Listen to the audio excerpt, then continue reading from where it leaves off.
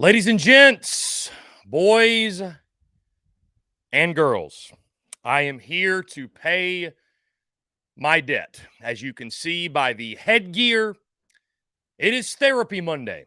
Gamecocks falling to Florida by a final score of 41-39. And unfortunately, I am a man of my word. I am a man that when I make a bet and I lose, I pay up. So here we are on this Monday, October the 16th, 2023. Appreciate each and every single one of you tuning in. I see Panic Ritter, John Edward, John Rice, Ethan, Sir Big Cock, Travie, Todd Smith, Peyton Smith, everybody in the chat. Also, those in the Big Cock Club Discord, head over to the TDC Questions channel, the TDC Questions channel. Be sure your questions are answered there, guys. Got a jam-packed show, obviously, today, talking all things that happened week 7 in the SEC, including South Carolina's loss to Florida on Saturday night. Also, of course, guys, in case you missed it, to end the show, we are bringing back our daily mailbag, where we will take your questions, your comments, and voicemails from each and every single one of you. That'll probably be the last 30 or 40 minutes of the show. So I do want to hear from you, your full thoughts, your conversations, the banter, what have you. I'm sure there's a lot here on this Monday to discuss. Either way, guys, like I said, when you lose a bet, you got to pay up. That's exactly what we did with Mark Ryan, noted Gator fan. And so I'm now rocking the orange and blue cap here on this Monday. And I'm sure to his delight, right? He joins us every single Monday, but to his delight, he will see the hat, our good friend. And of course, Gators great, Chris Doering of SEC Network. He joins the show. Chris, how do I look in orange and blue, my friend? What do you think? I was going to say, you never looked as good as you do right now, Chris. When the link popped up, I was like, something looks a little different here, man. But I'm not going to come on and gloat. You know how much I feel about how I feel about Coach Beamer and what he's done with this program. I've been on the losing end of a lot of bets, as you probably know, with my LSU bet that I have with Peter Burns. But it was one of those games that you hated to see one team lose, because I thought Spencer Rattler, that offense for South Carolina, played so well, deserved to win in a lot of different ways. But I think it comes back to what Coach Beamer said at that end of the first quarter interview with Alyssa Lang. The defense had many chances to execute better. They had a chance to close it out. You got a free blitzer on 4th down against Graham Mertz. You're not able to bring him down. He makes a play, and it just – football's such a weird sport. That whole game of inches thing, I know it's an overused phrase, but like there one play here or there, if you get the stop there, if the deflection that goes into the hands of Trey Wilson actually goes the other way, like so many things could have happened to make that outcome different. And I know for South Carolina fans, it really hurts. And I know it leaves you in a position now you're wondering, where we go from here. Can we get to bowl eligibility, which looks a little challenging given the remaining schedule? Well, Chris, you certainly don't have to gloat, but let's start talking about from the Florida perspective, Chris, because I think, obviously taking the bias, the fandom out of it. Number one, it was a great college football game, back and forth, had all the dramatics and flair that you could ask for. But for this Florida program, year 2 of Billy Napier, all the criticisms, right? We talked about it over and over and over last week, that Florida away from the swamp, they just can't win on the road. They don't play well. They start slow. Like, everything negative we could have said about Florida, it felt like we did. And then after an offseason, Chris, in which, it felt like Florida was everyone's punching bag. And most notably, I had to go back to a take I had over the summer where I ranked the quarterbacks in the preseason. And I had Graham Mertz 14th. I had him dead last, and he certainly is not the 14th best quarterback in the SEC, that's for sure. So just as a Gator alum, somebody who follows the Gators as closely as you do, I mean, how big of a win was that? Because a lot of the demons, I think, at this point in the Billy Napier era were exercised. And there's a lot of positive momentum right now in Gainesville. I think it's a great point. And Florida football put out a tweet today that showed my catch in '93 against Kentucky in the last seconds and split screened it with the Ricky Pearsall catch against South Carolina in the last few seconds. And I think those games meant very similar things for our programs. At the time, we were labeled roadkill because we would go on the road and get beaten. That was a big game for turning the tide, for helping us to believe, in what we could do. And it really was the springboard for us winning 4 straight SEC championships and the national championship that Florida won in '96. I think this can be a similar situation for the Gator program now, getting that demon off their back, as you talked about with the road losses to start this season, the road losses dating back to last year. Real questions about leadership on this team, real questions about the sense of urgency and the fight that they had. All of those things from the opening kickoff looked different to me. The energy on the sidelines, the encouraging nature of the players to one another, the vertical passing game. I mean, one of the things that had been criticized a lot was Billy Napier's play calling and the conservative nature of that. I thought they were way more aggressive. I don't know if that was because of something they saw on the tape that South Carolina was doing. We knew they were vulnerable based upon what we had seen early in the season, particularly Mississippi State's offense, or if it was just a matter of, hey, we got to start doing something a little differently and be more aggressive. So I see a lot that this team can build from, the confidence that it gives you, the ability to understand that you can win more than just one way. You can win by being aggressive on offense and not just running the football and being conservative. My thing, though, Chris, is going back to last year. Florida did this against Tennessee and then kind of reverted to the more conservative offense. I want to see them continue to utilize what is a very talented group of receivers. That's tight ends included in that around Graham Mertz, because I think they have something special in the passing game. Yeah, I thought Boardingham was really, really good in that game for Florida. Definitely carried over that Vandy performance to the South Carolina game. Now, Chris, on the flip side, you've got a Gamecocks football program in year 3 of Shane Beamer that, we can look at some positives, right? QB1 is going to give you a chance every week. The offensive line, I thought, played much better. Mario Anderson's a real dude at running back. Xavier Legette, like offensively, a lot of positives to take away. And they're going to keep you, I think, in every single ball game week to week. But Shane Beamer called this game, Chris, a gut punch. And there are real issues defensively. What did you see from South Carolina defensively? Because I think, we point back to the defensive coordinator and scheme. And certainly I think there's some things that you can look at that are issues. But you've also just got players that are missing tackles, that are blowing assignments, that just aren't making the play. And to your point, Shane Beamer pointed that out. Do your job is exactly what he said after that first quarter. And now you've got a South Carolina football team 2-4 in year 3 of Shane Beamer after a game at home that the entire Gamecocks fan base expected to win. And now your reward, Chris, at Mizzou, at Texas A&M before you close out with that 4-game home stretch. Your overall outlook of South Carolina, because you got a quarterback that's going to keep you in it weekly, but they've got some real issues that I think that, could lead to a really, really rough finish in year 3 of Shane Beamer. Yeah, Chris, I don't know if I could be a coach. I mean, forget all the other stuff you have to deal with, the NIL stuff and the transfer portal and everything. That it's difficult enough. But the idea that you can put your team in a position, you talk to them about technique, you talk to them about the game plan, you call some pretty good defensive calls that have you in a position to be successful, but the players out there don't execute it. And that was the thing that was upsetting to Shane Beamer in the interview with Alyssa. He was upset about it in the post game. And it was what cost him. I mean, time and time again, you had good calls on, and the guys didn't execute their assignments. And football's such a great sport because it requires all 11 guys. You can have 10 guys doing the right thing and one guy not doing his job, and it ultimately leads to a failure on one side or the other. So I do think I feel for Clayton White. I feel for Shane Beamer. I feel for the Gamecock fans.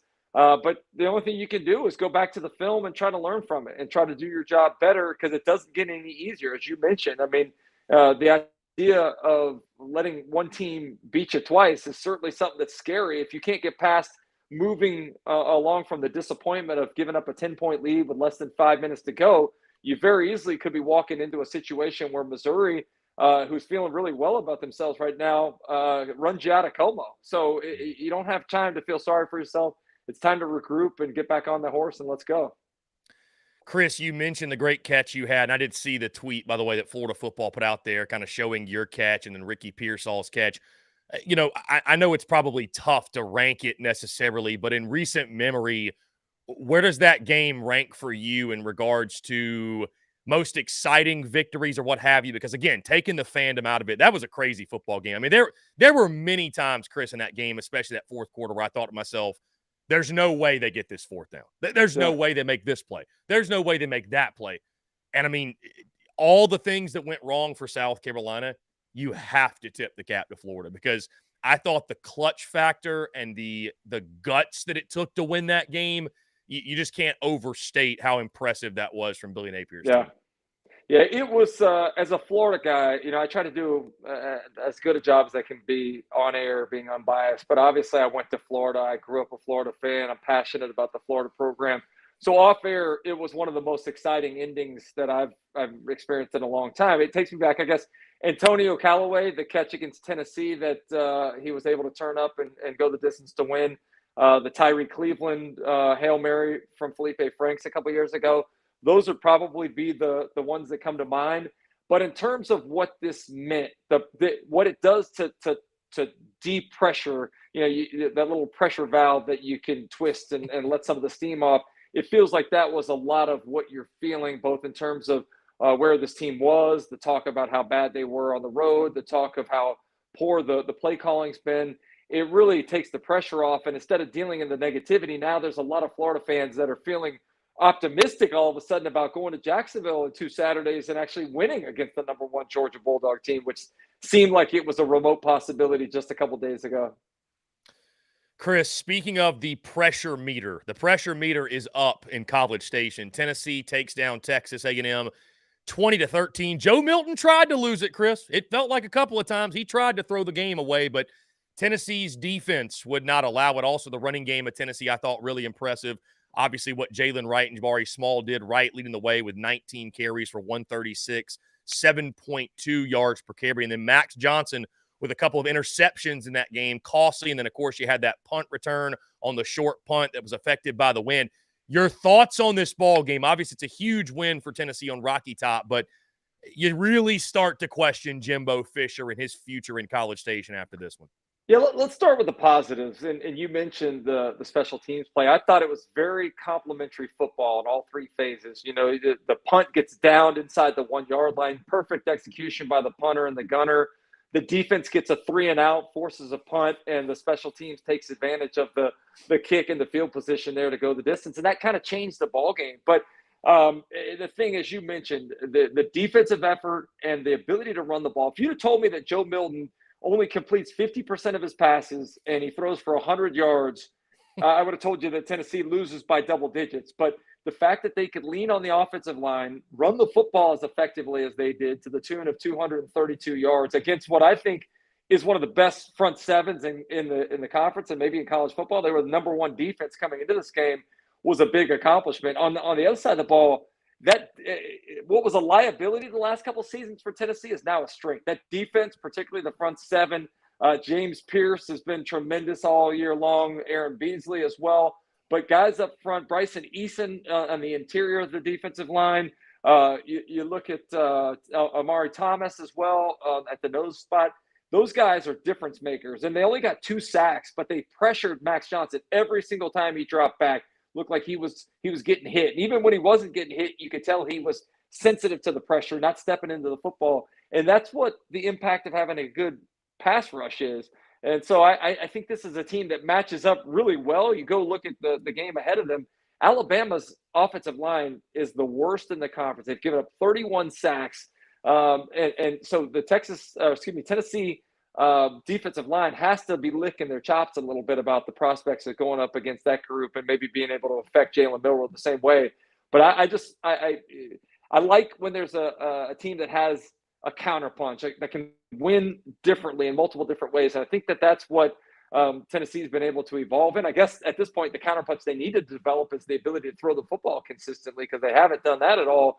But could you imagine if they got that together, given how physical this team has become and the style of winning that they feel confident in now?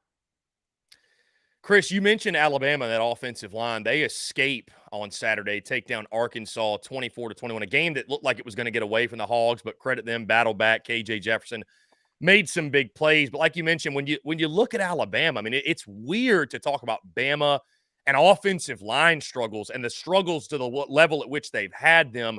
I mean, what do you see in Bama? I actually caught some of your commentary just before South Carolina, Florida on SEC Network regarding that Bama-Arkansas game and some things you had to say. But, I mean, what do you make of the Crimson Tide right now? Because they're a team that they're still on the path. Like, the path is very much there to appear in Atlanta in the SEC title, but it still just does not look like the Bama we're used to. Chris, we gave out midseason awards, and my midseason coach of the year was Nick Saban. And rarely does Nick Saban get considered for the coach of the year award just because everybody expects Alabama to be good every single year. But what he's done to bring this team along, what he's done to cover up deficiencies, he mentioned it after the game 2 weeks ago against Texas A&M, like having to overcome all of those penalties. There's not another team in the country that can get penalized like that in the game and still win.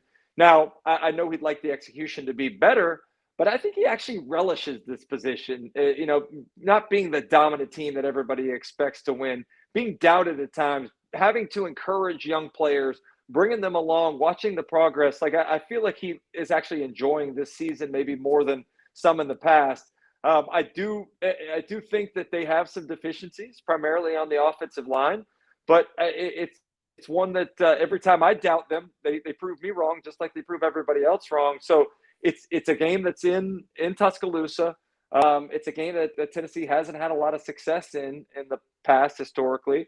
But I do give Arkansas a lot of credit as well for being able to play as well as they have. Coming in, they lost 4 ball games in a row. A lot of negativity around the future of Sam Pittman, but those guys fought hard and they made it a ball game. Now, with a little help from Alabama, you get the 3rd down face mask call, you get the 3rd down pass interference call, which gives Arkansas new life, and they take advantage of it. But credit the Tide for winning a game at the end. 5 minutes, 19 seconds left. They hold the ball for the final possession and end up taking a knee at the end. And there's no better formation than the victory formation at the end. And the Tide found a way to get into that and move along and survive and advance for another day.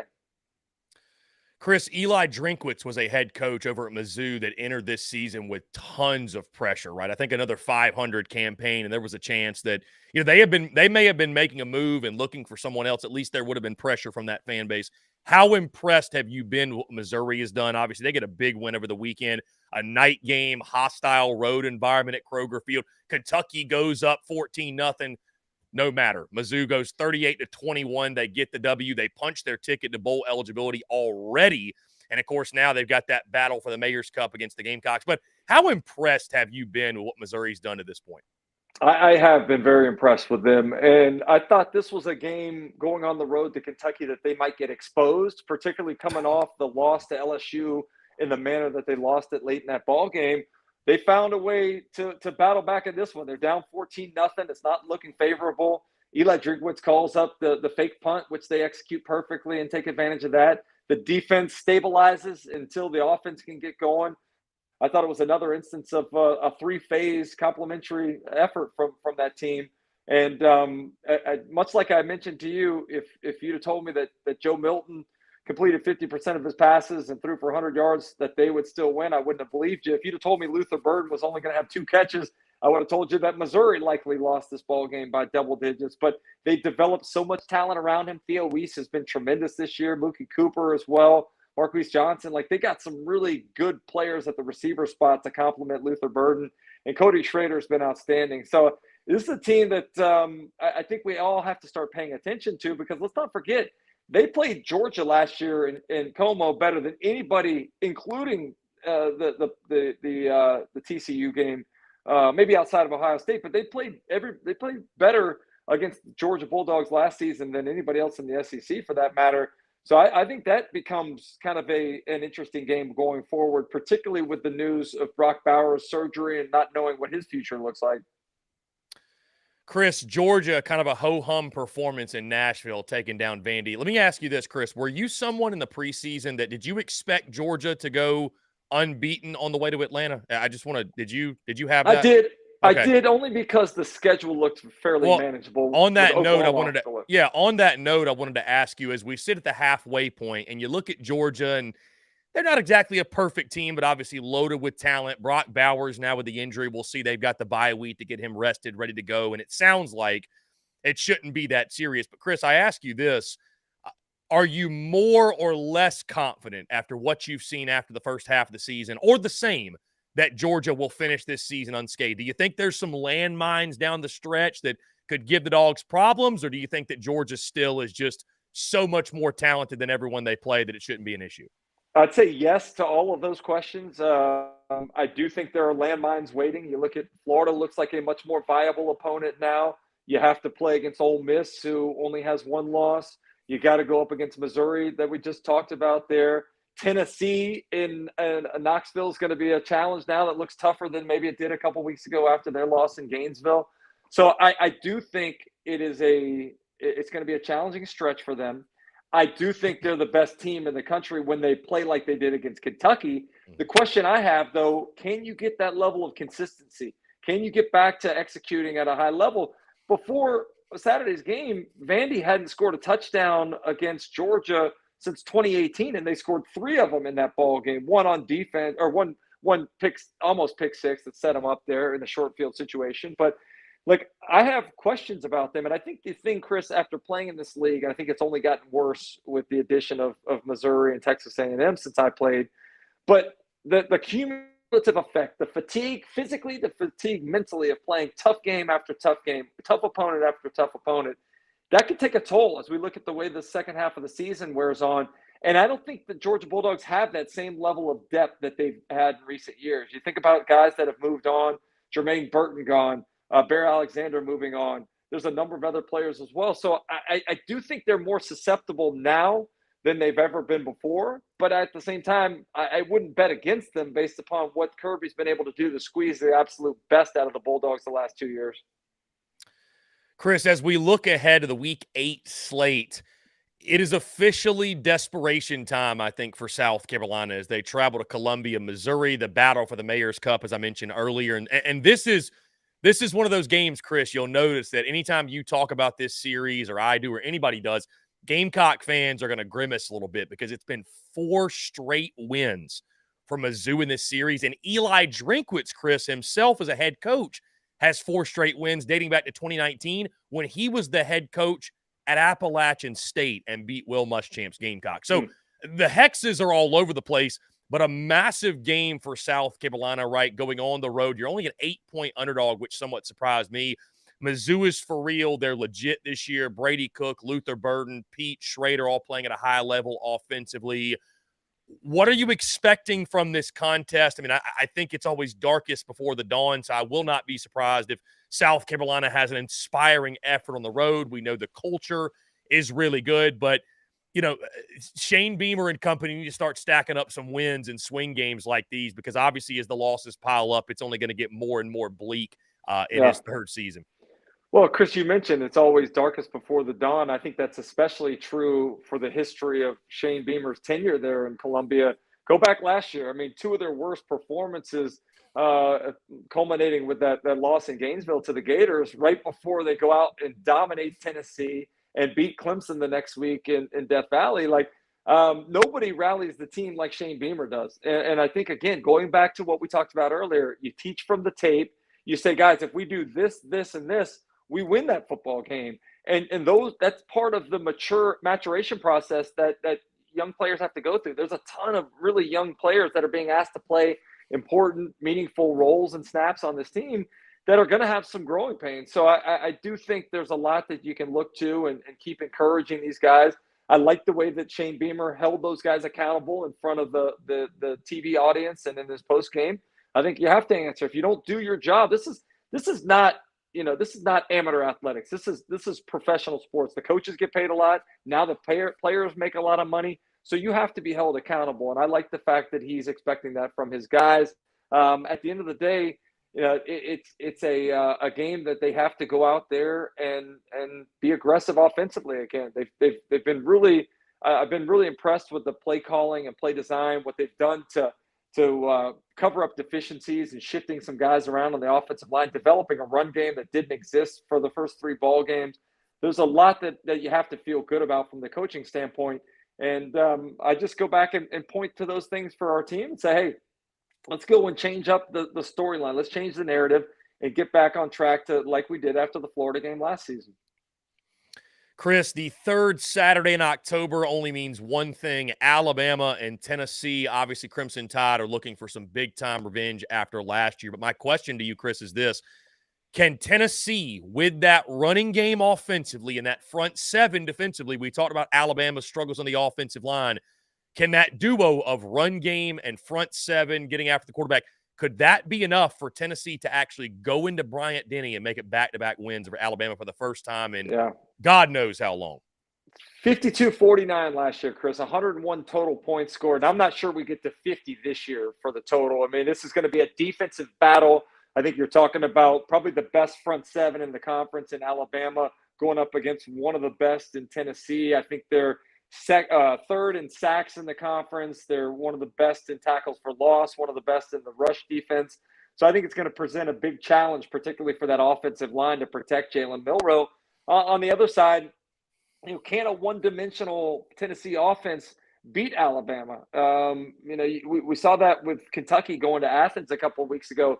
You're not going to line up and out Georgia. You're not going to line up and out Alabama. So you have to hit some of those explosive pass plays. And I know I said that last week against Texas A&M, but I firmly believe going on the road to play against this talented Alabama team, you got to do what Texas did.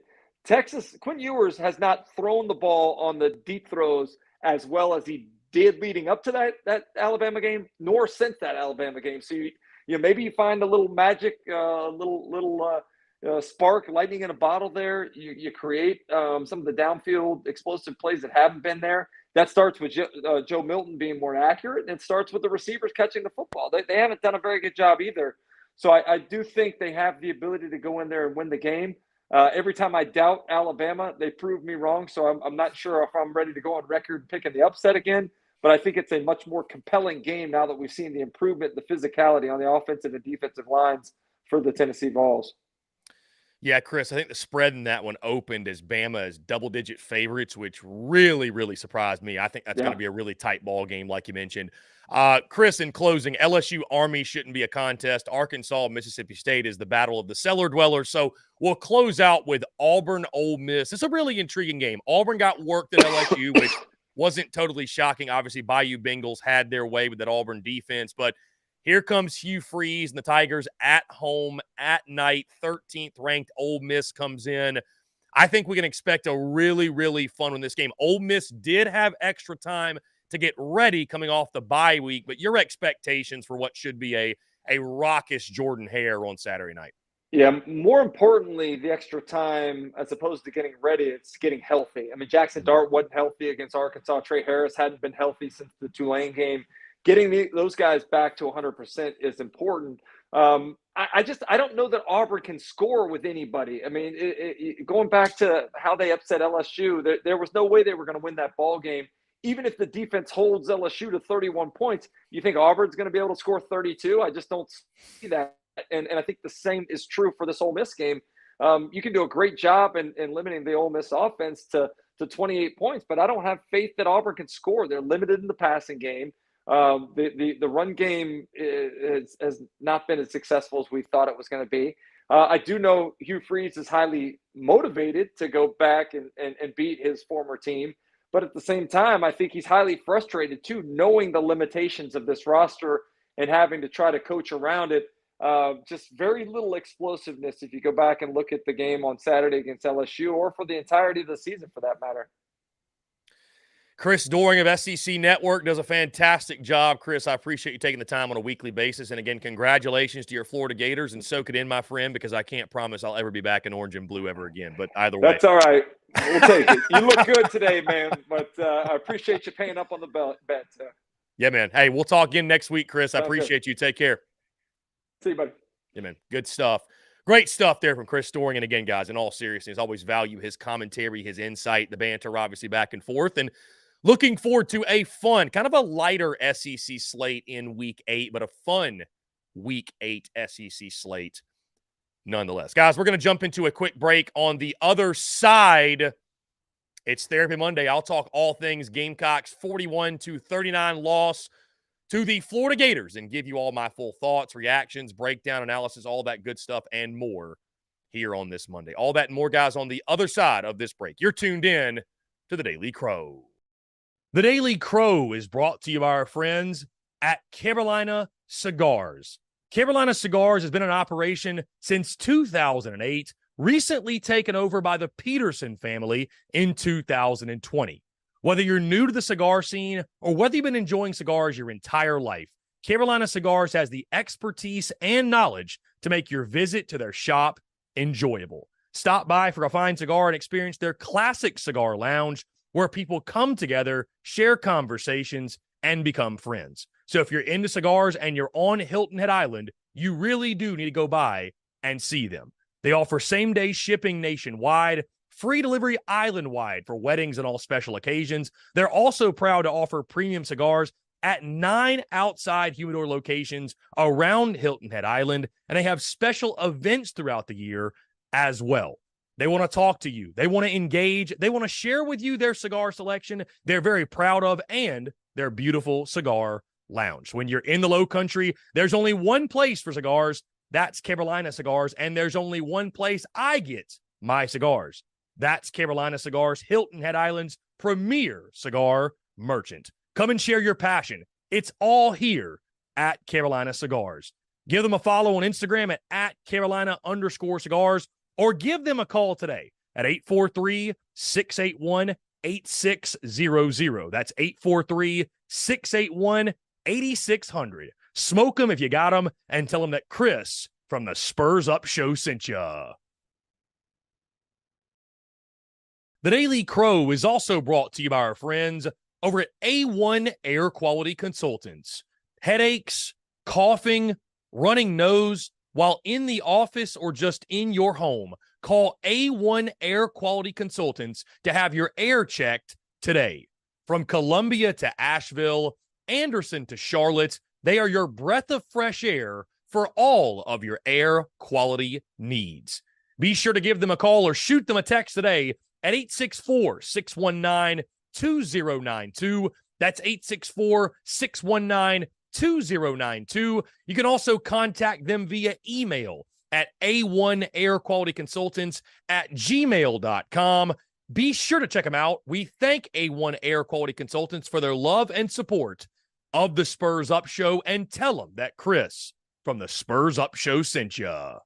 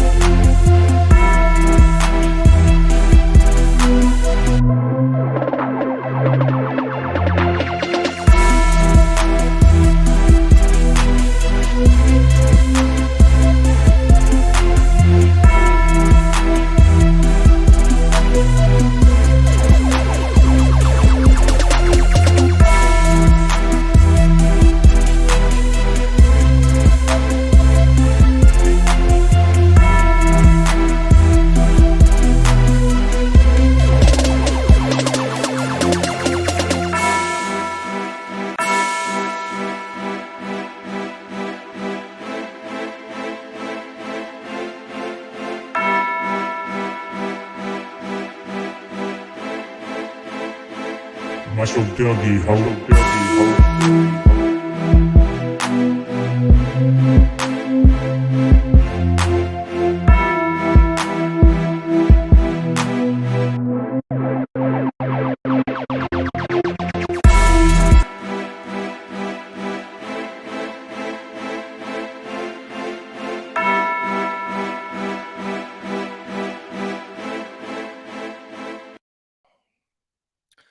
Ladies and gents, boys and girls, we are back here on this Monday, October the 16th, 2023. And if you're just now tuning in, no, you were not seeing things. In case you missed it, I did make a bet with our good friend Mark Ryan last week. Loser of Saturday's ball game had to wear the winner's hat on their respective show. And let me also point out, by the way, I am such a man of my word that in order to honor this bet, I went out and bought a Florida hat. I was not given one.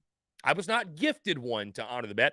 I went out and bought a Florida hat in order to honor this bet. So, unfortunately, that's where we are. Unfortunately, you got to pay up on your dues. You got to pay up on your bets. And so that's exactly what I'm doing here on this Monday. Guys, continue to flood the chat line, by the way, whether it's on YouTube, via text, it's in our Discord, or leave us a voicemail, because at the end of the show, guys, the daily mailbag, daily Q&A is officially back. The final 30, 45 minutes or so of the show, we will take your questions, your comments, your voicemails as well. We will play those at the end of the show because I want to hear from you all, your thoughts, your reactions. The live show is going crazy today, which, again, I appreciate each and every single one of you. And in case you've also missed it, you can check us out on YouTube, Facebook, and Twitter for the Daily Crow, Monday through Friday. And, of course, guys, all the content drops later in the day as well via podcast, iTunes, Spotify, Google Podcasts, wherever you get your podcast. Guys, that being said, it is Therapy Monday. Oh, it is Therapy Monday indeed.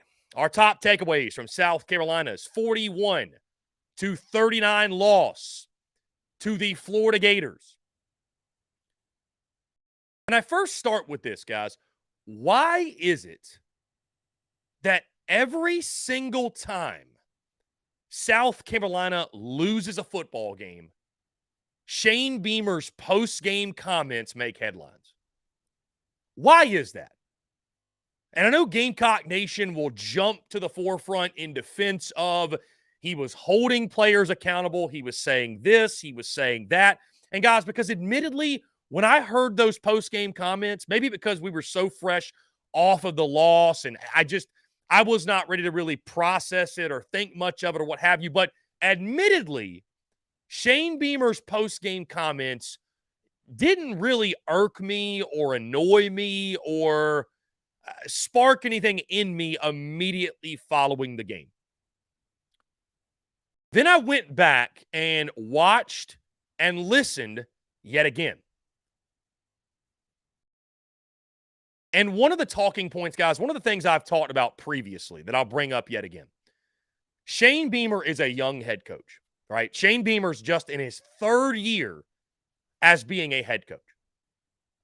And I think pressers, guys, whether it be the Tuesday midweek presser after the game, I think they're overblown. I think pressers matter a lot more when you're losing than when you're winning, right? Everybody wants to hear what Shane Beamer or whatever coach has to say when your team loses, right? Everybody wants to hear, what does the head guy have to say? Does he address the things I want him to address when the team is losing?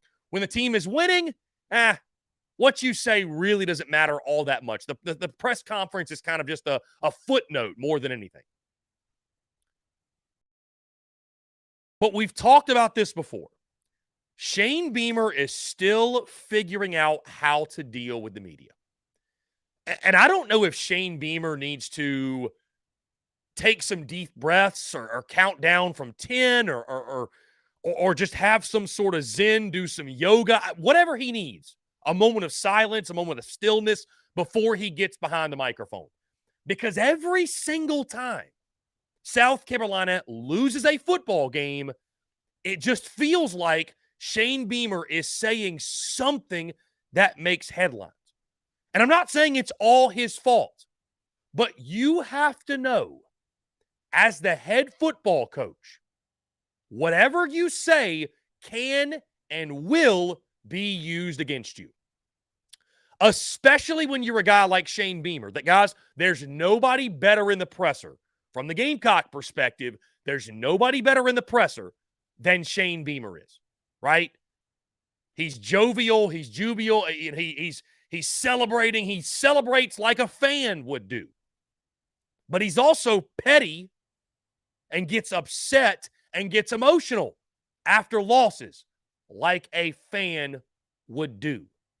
And I think it would pay off major dividends. It'd pay off much more to just be even keel, to just be calm, relaxed, take all of the accountability. Don't use the opportunity of the postgame to throw the players under the bus. We all saw the players didn't make plays. We all saw the players didn't execute. But it's going to be used against you. So I'm not coming to you today as someone that's saying that, man, Shane Beamer just totally missed the mark in the postgame presser. I didn't think his comments were all – I didn't think it was the end of the world by any means. But you have to understand the position you're in. And I'm just someone, guys, I'm getting sick and tired of Shane Beamer's postgame comments being headline news every time South Carolina loses a football game. Take some deep breaths. Do whatever you got to do to calm yourself, to remove some emotion, because it's an emotional roller coaster at times. And everything that he says, right, it goes back to the UNC game, the hot dog thing with the chain gang, which is still being used against him. And then in this one where we're calling pressures, they're not being run. Basically, he's saying, me and my coaching staff are making all the right calls and players ain't getting the job done. And I mean, you know what? He's not wrong. But at the same time, maybe leading with just taking the accountability as the guy making $6.5 million a year and the guy who's the head coach and the lead of the program. And guess what? You're the guy that put the roster together. You knew this team's deficiencies. You knew this team's problems. You knew some of these guys you're trotting out there ain't worth a damn. So at the end of the day, it's on you. The CEO gets all the credit, all the blame, what have you, but he also reaps all the rewards when things go well. You're the CEO of the football program. If you want to reap all the rewards and make over $6 million a year, you got to fall on the sword when things don't go well. That's just it. So, however Shane Beamer wants to handle media, fine, guys. I don't think any less of Shane Beamer, obviously. I wasn't necessarily bothered by the comments, but you know what, guys? I'm so sick and tired of seeing this make headlines after every time South Carolina loses. Take a deep breath. Don't be led by emotion when you speak after a game. That's it. You got to learn to deal with the media because it's not going away anytime soon. To what actually happened on the field, and guys, I would argue what actually matters. So, Clayton White's seat. Boiling, is that hot enough? You know, I went on record after the game, guys, and it's nothing personal yet again, I'll say that. But I think the Clayton White tenure at South Carolina should be over. And I let me say this, dude. I hate on a yearly basis, it feels like we're coming at somebody. Like we're coming at somebody's neck because things aren't going well. I don't like it, guys. I really don't. But that's just the realities of South Carolina football, I guess. It's got to be somebody's fault. And this year, Clayton White is this version of Marcus Satterfield. Clayton White is this year's version of Sat. And the first couple of games, we said, you know what, until the defense starts losing you football games, well, then it'll be enough of a problem to look at it and to say changes have to be made. But until then, it's fine, right? They're just going through some growing pains. They faced elite quarterbacks. And I know Florida fans left that game on Saturday upset about their defense and what they did. Here's the difference, though. Florida got diced up by Spencer Rattler, a guy who's been dicing everybody up this year. Guy's playing out of his mind. South Carolina got diced up by Graham Mertz. And I say that with all due respect, by the way. Listen, I tip my cap. I rank Graham Mertz 14th out of 14 quarterbacks in the SEC. I was dead wrong. I'm happy to eat that crow today because I was so wrong, it's not even funny. I'm tempted to drop mid-season quarterback rankings because Graham Mertz would shoot up that list. He played his tail off on Saturday. You got to give credit where credit's due. But still, even with that being said, this was a Florida offense that was by no means elite to this point in the season. By no means would anyone label them as explosive or dangerous or electric or anything of the sort. They were doing enough to win games, but it was nothing crazy, right? Nothing crazy. I mean, you think about their 4 wins, guys, coming into the game against South Carolina. McNeese and Charlotte, the offense, whatever. Do we even count those games, right? The offense was whatever. Tennessee, they won because of defense. And then the 4th win, it's escaping me right now, but either way, Florida had not been an explosive football team. In losses to Kentucky, to Utah, they got shut down, right? They got shut down. You allow Florida, led by Graham Mertz, to come in and just eviscerate you. Just go up and down the field. 423 yards passing for Graham Mertz, guys. 423 yards passing. And by the way, the other win was against Vanderbilt, of course, which came just over a week ago. I do apologize for Florida. In that game, they had 38 points. But again, it's Vandy. So either way, coming off a bye week, I should add, you allow Florida to rack up 423 yards. You stop the run. Good job. Good job, I guess. But this year is the inverse of what we've seen of the first 2 years, where people have hung their hat on the secondary. Man, secondary is one of the best in the SEC, one of the best in college football. It's because the rushing defense was trash. Teams didn't have to throw the ball.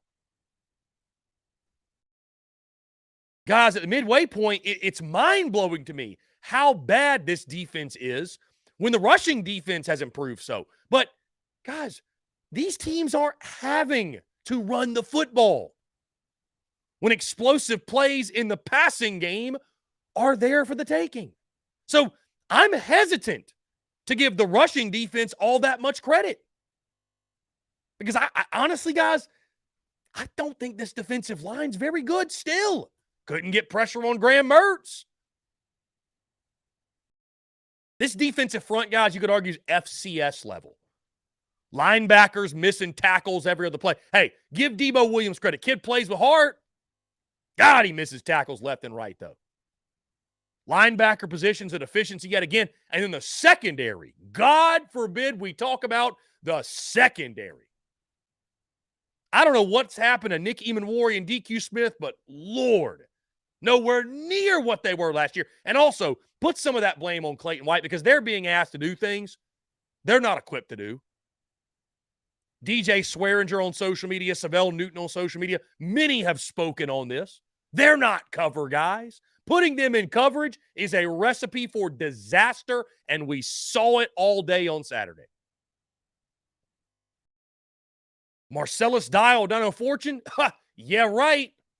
The Gamecocks missed Cam Smith and Darius Rush, guys, so much more than we ever thought they would. The atrocious tackling.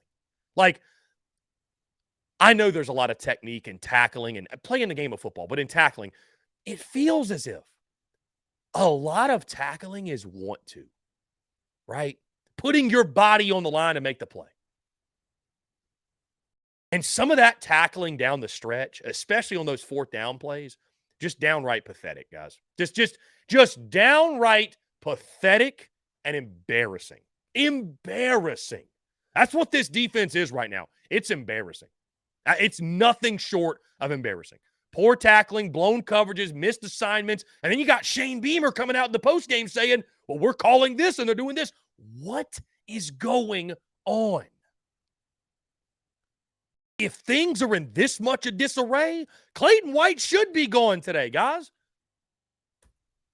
You can't even get the players to do what you want them to do. For as much as we talk about how great the culture is, that's disturbing. That's disturbing when you really think about it. At home, in front of your home faithful off a bye week, and you couldn't buy a stop. And it's all three levels, guys. You want to give the defensive line a pat on the back because rush defense has improved, go right ahead. I told you once, I told you many times. I think the edge positions, FCS level, Tonka Hemingway and Boogie Huntley are just okay. You can't generate a pass rush. You're one of the worst in the SEC in doing so. And now you don't have a secondary to lean on. Now your secondary can't get a stop. Now your secondary is paper thin. It's just, in this day and age of college football in 2023, guys, nobody's expecting the defense to be out of this world, hold their opponents to less than 20 points per game on a weekly basis. Like, you have to score to win. But when you score 37 points, 39 with the safety at the end of the game, when you score almost 40 points on your home field in an SEC game, dare I say, you should win that game 100% of the time. 100%. You should never lose that game. You should never, ever, ever, ever, ever lose that game. And it's inexcusable that you did so. And guys, heads should roll defensively. Like, just truly, genuinely, heads should roll defensively for that performance. And guys, you know what all this season's doing? It's just putting a light on the fact the defense ain't been worth a damn the first 2 years of Shane Beamer. They've just masked it with turnovers and special teams bailing them out. And Clayton White's favorite person on this staff the first 2 years was Marcus Satterfield, because the offense sucking took all of the attention off of what was going on. And guess what? Now there's nowhere to hide. Now there's nowhere to hide. It's your unit losing games, not the other way around. Guys, let's move to some more positives. I think there were positives to take away. Most all of the negatives were on the defensive side. By the way, before we get into the positives, many of you have asked about this, and I'll go ahead and address this as well. Kai Kroger. What's wrong with Kai Kroger? Answer, I don't know. I don't know, guys. He's hit some good ones. I know Shane Beamer brushed it off in the postgame. I'm not worried about Kai. But I don't know what's going on, because he shanked a couple.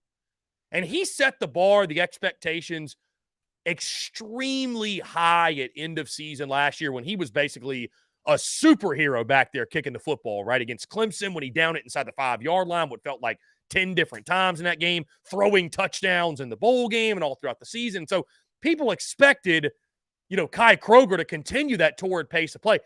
Figured he probably wouldn't, but it is weird, guys. It's weird watching Kai Kroger hit punts that are so horrific, that are just so terrible, right? I mean, this dude is hitting some horrific punts, and I don't understand where it's coming from. I don't know what he's, I don't know enough about punting, granted, to sit here and break down the film and articulate what's going on, but dude has just hit some doozies this season, and I don't know what it is. And South Carolina, guys, they're not a team that can even afford to push in the special teams department. We saw that on Saturday. I mean, you had one tipped field goal, which could have been a big game changer in that game. Unfortunately, the ensuing drive, I think you might have went 3 and out or just didn't capitalize on it. But we talked about it before, guys. You're just not getting those game-changing plays. You're not getting those game-changing special teams plays, and it's killing you thus far. It's killing you, absolutely. Now, on to more positive things, which offensively, guys, you're not going to hear me gripe for a moment about the offense. You're just not. You're just not, guys. Not after you score 39 points on your home field. Not after the way your quarterback played. Not after the way, we're going to get into the details. But, like, anybody today who is sitting here complaining about the offense, pointing to them as if they lost the game, just so you know, if you point at the offense, there's 4 fingers pointing right back at you. Truly. Because it's you that is off. It is you that is off the mark, not the offensive attack. Now, on the offensive side, I was very intrigued when that game started Saturday to see the combination on the offensive line, a new look group with Nick Gargiulo at center, Trey Jones at right guard, Vershawn Lee at right tackle.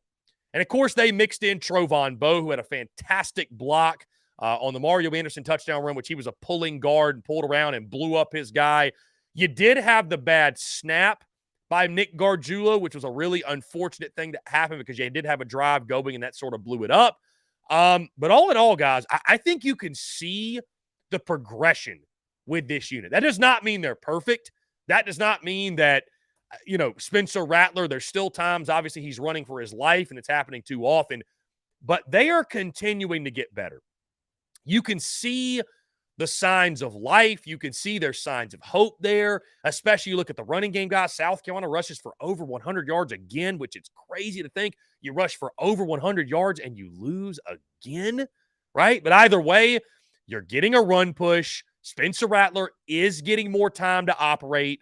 And I think South Carolina, give the coaching staff kudos and credit for, hey, listen, go ahead and putting in guys like Big Truba Balade and Trovon Bowe and getting those dudes experience and playing with some different combinations. I think it's paying off. So if you're looking for positives, they're all on the offensive side. It starts up front. I definitely think that group, it'll be interesting to see, do they stick with Gargiulo, Jones, and Lee on the right side? Do they mix things back up and put Bowe back in the starting lineup? Does Babalade stay at left tackle? Like, what does the offensive line look like on a week-in, week-out basis? But I do at least think you can see the progress up front. I think you can see the improvements happening up front, and that is a good sign for a football team and an offense that's probably going to have to outscore most of their opponents to win any games the rest of the way out. How about Nick Harbor, guys? Isn't it wild? Let's just take a moment. Isn't it crazy to think that after weeks of clamoring to just throw the ball down the field to Nick Harbor and see what happened? Isn't it crazy to think that when Carolina finally does that, God forbid it worked. I mean, I don't think fans know more than coaches, guys. I don't think that. I don't want to think that. I don't want to believe the guy's making millions of dollars to call the shots and to call the plays and to handle the football team. I don't want to think that Billy from Bluffton knows more than Shane Beamer or Dabble Loggins or anything like that. But damn, something like this does not help the case. When it's like, people have been clamoring since week one. Let's just see more Nick Harbor. Let's see him get a couple of targets here and there. And guys, after weeks of clamoring for it, Nick Harbor gets a target downfield. He's not even open. He's covered. And what does he do, guys? Great players make great plays. And he goes up and he mosses his man and makes the catch. Maybe Billy from Bluffton's on to something. Maybe Ray from Rock Hill's on to something, man. Maybe Carl from Columbia. These people, I don't know. Maybe they're on to something, right? Either way, great to see Nick Harbor get an opportunity and make the most of that opportunity in that ball game, guys. You can't say enough good things, by the way, about Mario Anderson. As we move to the running back position, he continues to shine at RB1, guys. You look back at the numbers, 20 carries, 98 yards. He had that incredible hurdle in that football game. And I do stand corrected, by the way.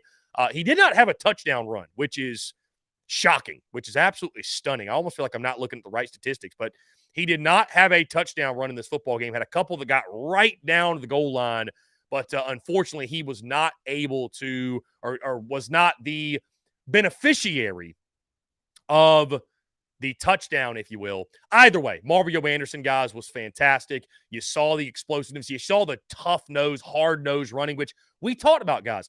You don't need more than what Mario Anderson gave you on Saturday, right? And if he gives you that on a weekly basis, it should mean very, very good things for the offensive attack. But 20 carries, 98 yards, 4.9 yards per carry. I mean, that's a performance I wasn't sure South Carolina football was ever going to get out of their running back position at any point this season. And I'm so happy to be wrong in that regard.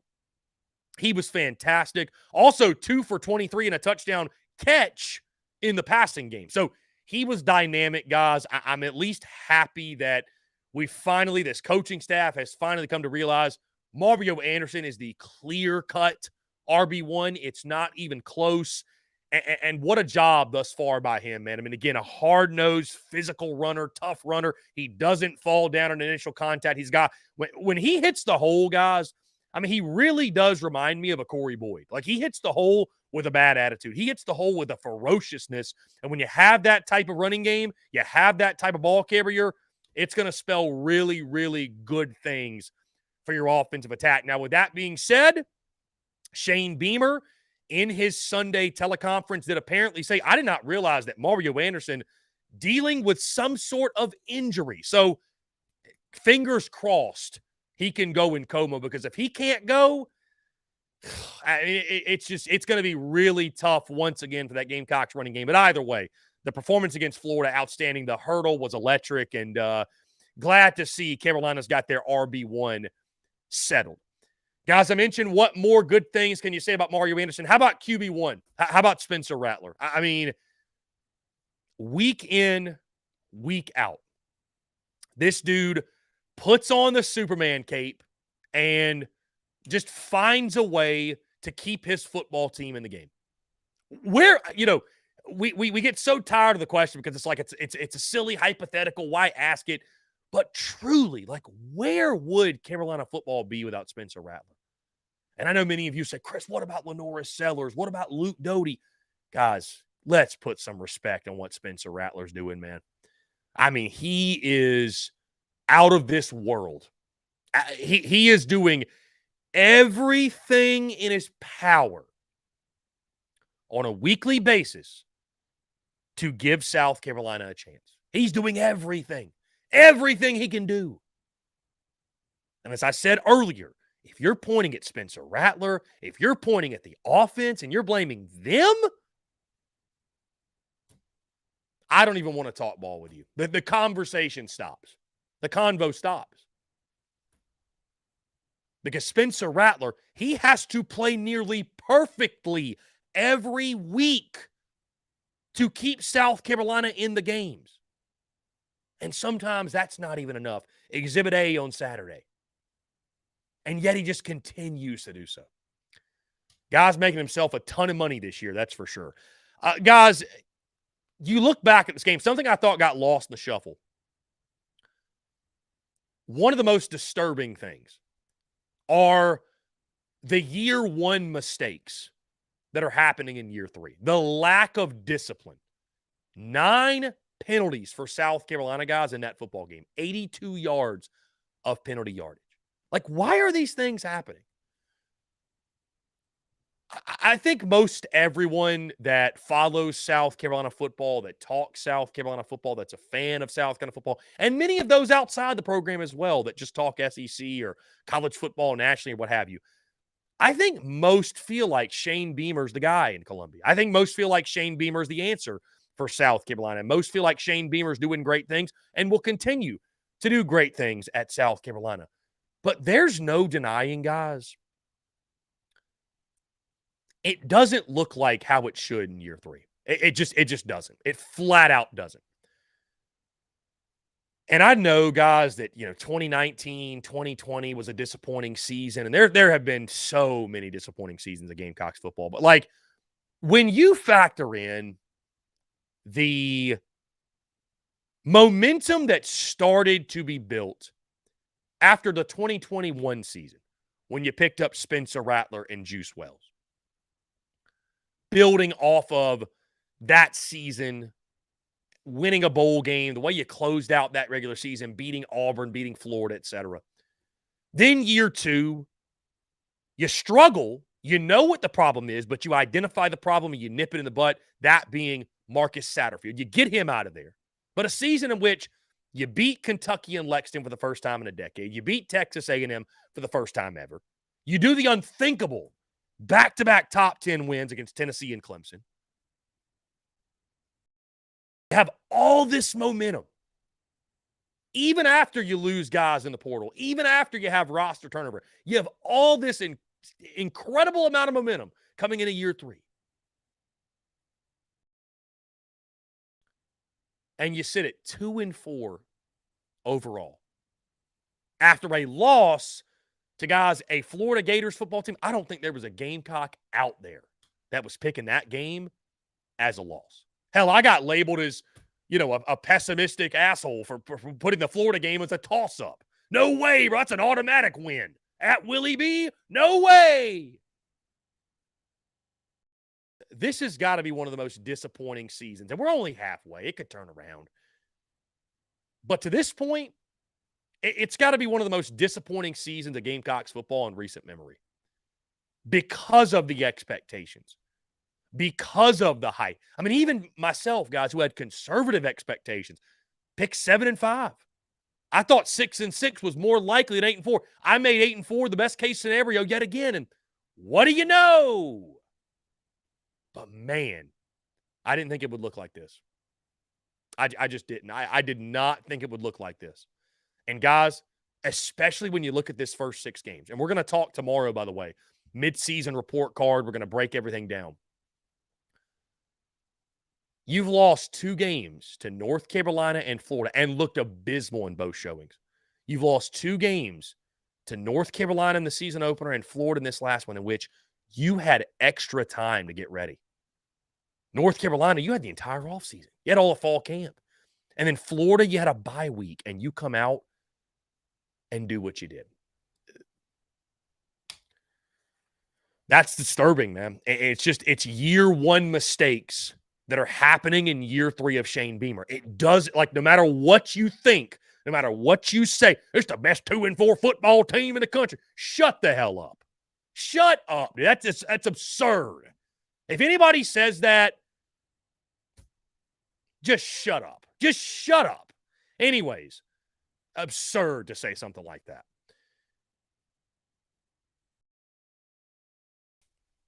No matter what you think, it doesn't look how it's supposed to in year 3. That's all I'm saying. We can all agree with that. And it's 2 programs, guys, unfortunately, you want to call it a buck, keep it real, headed in opposite directions. You've got Florida, who just secured their 5th win of the season under Billy Napier. They're undoubtedly going to hit the over 5.5. They're undoubtedly going to overachieve. And all of a sudden, Billy Napier's got a top 5 recruiting class. Guess what? Gators football, they're not the laughingstock. They're not the punching bag anymore. They're not the running joke. South Carolina is. Tennessee beat you. They surpassed you. We talked about that, right? Well, guess what, guys? Florida's back ahead of you. Just like that.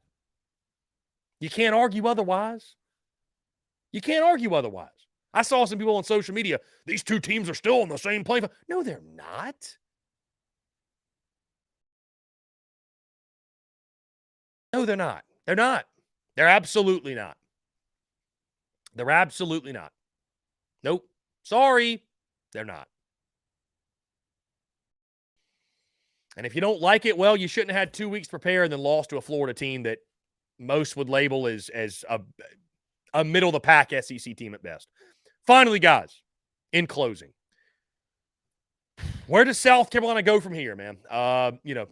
Halfway point, sitting at 2-4.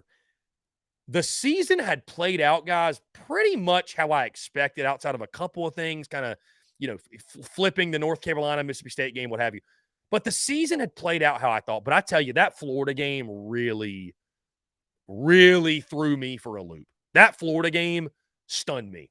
That Florida game was something I could have never seen coming. Losing in that fashion on your home field, it was shades of 2014 Tennessee all over again, in which you had a big lead. You couldn't hold on to it. This football team, very similar to the 2014 Gamecocks, where you got a quarterback playing well, an offense clicking on all cylinders, and for whatever reason, you can't stop a nosebleed on defense. But where does South Carolina go from here, guys? I'm not going to be one of those people today to say that the season's over, pack it in, Carolina's going 3-9 or even 4-8. I'm not going to say that, because we have seen Shane Beamer in the Gamecocks. When they feel like they're beaten in a submission and it makes sense for them to quit, they respond. So I'm not going to put anything past this football program, the Jekyll and Hyde nature, the inconsistent nature. It'd be so Gamecock for South Carolina to go to Mizzou, pitch a shutout, and win the football game beyond all comprehension. But this program's at a bit of a crossroads right now. It is. And getting to a bowl game, I think where you are right now, getting to 6-6 would be a massive victory. If you can show the level of improvement needed to go 4-2 in your last 6, right? Wins over Jacksonville State and Vandy, but you're going to have to beat a Kentucky. You might have to beat a Missouri. You might have to beat an A&M. You might have to beat a Clemson to close out the season. At this point, 6-6 with a win over Clemson would be a massive, massive win based off where you sit right now. Because right now, the reality is bleak. Right now, the reality is such that it doesn't look like the way it should in the middle of year 3. It just flat out doesn't, point blank. And as Shane Beamer noted, you don't have a 6-year rebuilding window. It's got to get turned around, and it's got to get turned around in a hurry. Guys, that being said, let's go ahead and jump into another break. On the other side, we'll talk a little bit of SEC football, play a game I like to call Monday Morning Quarterback here on this Monday. Guys, all that and more on the other side of this break. You're tuned in to The Daily Crow. The Daily Crow is brought to you by our friends at Carolina Cigars. Carolina Cigars has been in operation since 2008, recently taken over by the Peterson family in 2020. Whether you're new to the cigar scene or whether you've been enjoying cigars your entire life, Carolina Cigars has the expertise and knowledge to make your visit to their shop enjoyable. Stop by for a fine cigar and experience their classic cigar lounge where people come together, share conversations, and become friends. So if you're into cigars and you're on Hilton Head Island, you really do need to go by and see them. They offer same-day shipping nationwide, free delivery island-wide for weddings and all special occasions. They're also proud to offer premium cigars at 9 outside humidor locations around Hilton Head Island, and they have special events throughout the year as well. They want to talk to you. They want to engage. They want to share with you their cigar selection they're very proud of and their beautiful cigar lounge. When you're in the Low Country, there's only one place for cigars. That's Carolina Cigars, and there's only one place I get my cigars. That's Carolina Cigars, Hilton Head Island's premier cigar merchant. Come and share your passion. It's all here at Carolina Cigars. Give them a follow on Instagram at Carolina_cigars, or give them a call today at 843-681-8600. That's 843-681-8600. Smoke them if you got them, and tell them that Chris from the Spurs Up Show sent ya. The Daily Crow is also brought to you by our friends over at A1 Air Quality Consultants. Headaches, coughing, running nose while in the office or just in your home, call A1 Air Quality Consultants to have your air checked today. From Columbia to Asheville, Anderson to Charlotte, they are your breath of fresh air for all of your air quality needs. Be sure to give them a call or shoot them a text today at 864-619-2092. That's 864-619-2092. You can also contact them via email at a1airqualityconsultants@gmail.com. Be sure to check them out. We thank A1 Air Quality Consultants for their love and support of the Spurs Up Show, and tell them that Chris from the Spurs Up Show sent ya.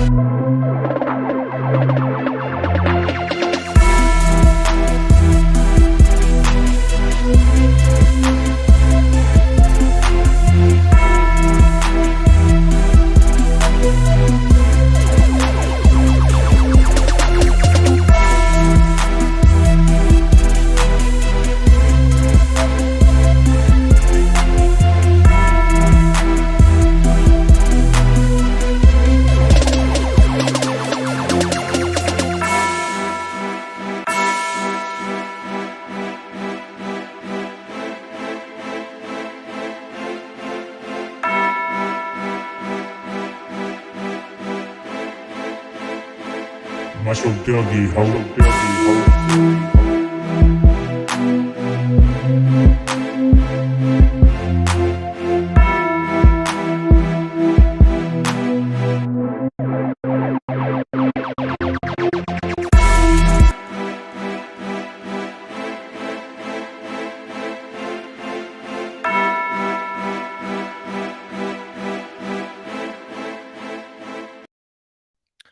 Ladies and gents, boys and girls, we're back here on this Monday, October the 16th, 2023. Appreciate each and every single one of you tuning in, guys. Continue to flood the YouTube chat, our text line, whatever it may be. Leave us a voicemail as well, because after this segment, we will get into our daily mailbag, taking all of your questions, your comments, and your voicemails here on this Monday. And we do that each and every single day, all throughout the week. Guys, that being said, it's time for Monday Morning Quarterback as we look back on all the action in Week 7. We start in Nashville, Tennessee. Georgia gets the 37-20 win over the Vanderbilt Commodores in a really weird game in which it just kind of feels like, I don't know, man. Like Georgia just loves to sleepwalk through these kind of games.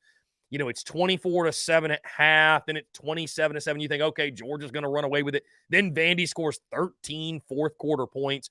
Our friend Chris Doering pointed out that Vandy had not scored a touchdown against Georgia since 2018. They end up scoring 3 of them in this ball game. Ken Seals throws for 201, 2 touchdowns against the Georgia secondary. Carson Beck in the football game, 29-39, 261, a touchdown. And he had an interception that was returned all the way to the 1, practically a pick six. Give him credit, though. He did make the tackle on that. Positive performance in the running game. Edwards 20 for 146, a touchdown, 7.3 yards per carry. That's without a doubt the best performance from a running back they've had this season. So, kind of a ho-hum game. I mean, you go to Nashville, kind of a weird place, right, with the stadium, the reconstruction, or the construction on it, what have you, and you get the W. But maybe the biggest news coming out of this ball game, definitely the biggest news, Brock Bowers goes down with an ankle injury. He is now out 4 to 6 weeks. It has been confirmed by Pete Thamel, having to have surgery on that ankle. So a massive blow for the Georgia Bulldogs in this football game. And so the win over Vandy is a costly one for the Dogs. They do have a bye week this weekend, then take on Florida and the world's largest outdoor cocktail party. So we'll see how they're able to bounce back from that and just what life without Brock Bowers for basically the rest of the season is going to be like for the Bulldogs. But either way, a less than inspiring win, but,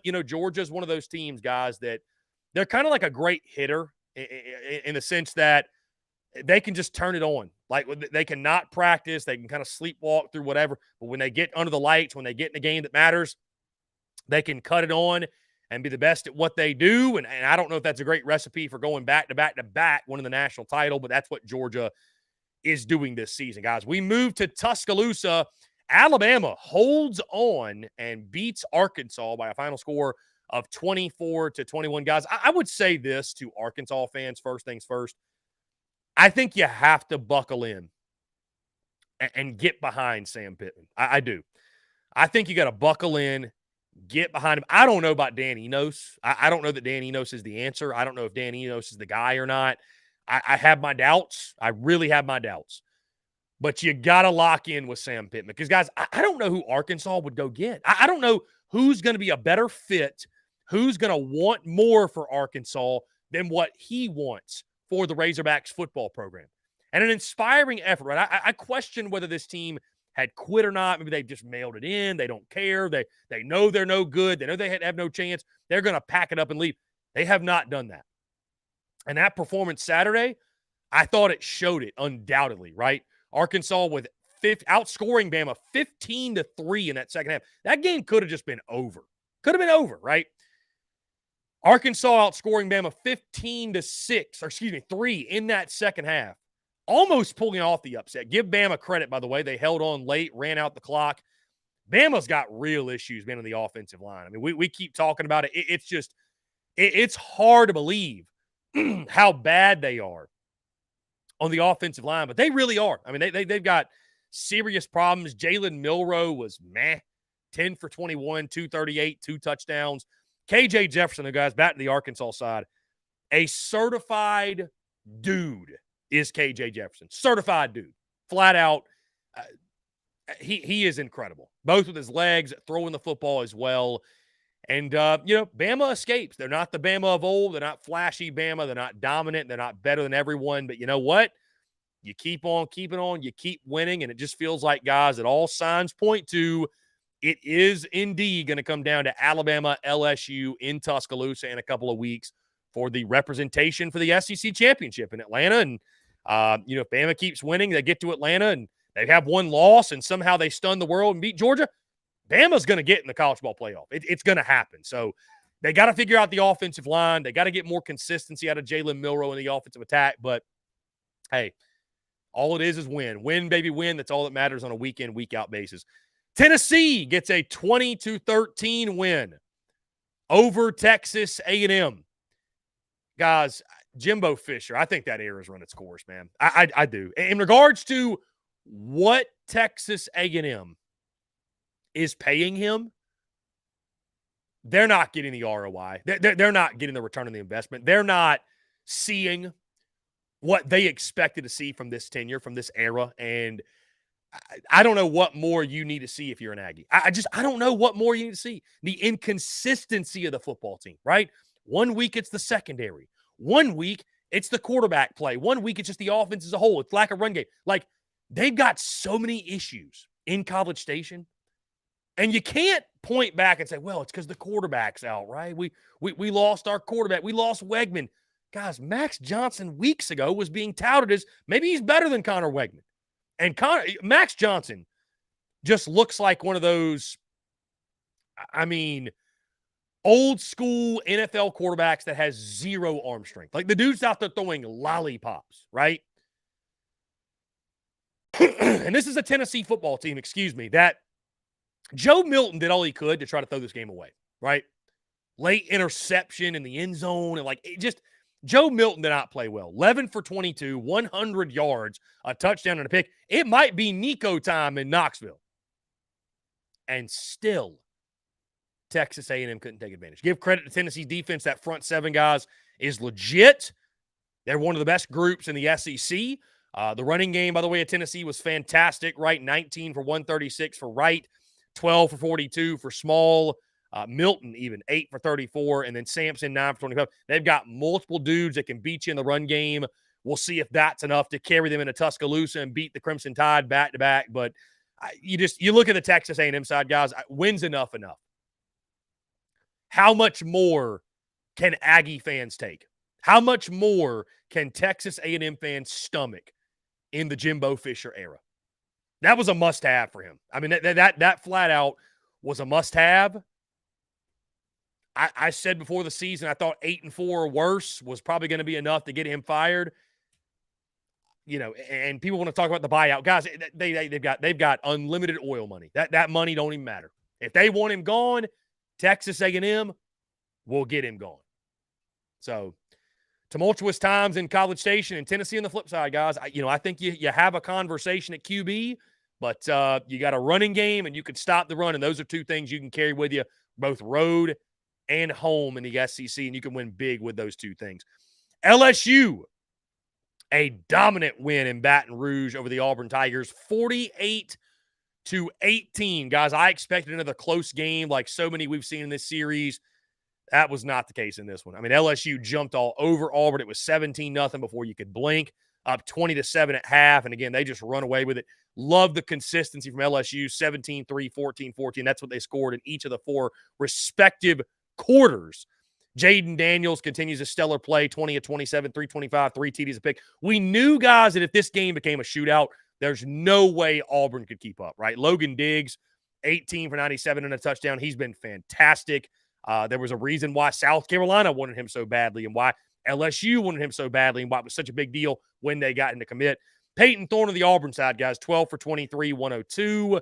This was the kind of game, if you're an LSU fan, that you needed in regards to that bounce back performance, like the defense looking much better. Guys were flying around. And again, it helps to take on an opponent like an Auburn who's been just so abysmal on the offensive side. But you needed that get right game. You need that feel good game when it comes to your defense and, what they had been to this point in the season. So LSU at home at night, guys, never sleep on the Tigers in Death Valley, and they made Auburn pay all night long. And finally, guys, Missouri goes in to Kroger Field, Commonwealth Stadium, whatever they call their stadium out there in Lexington.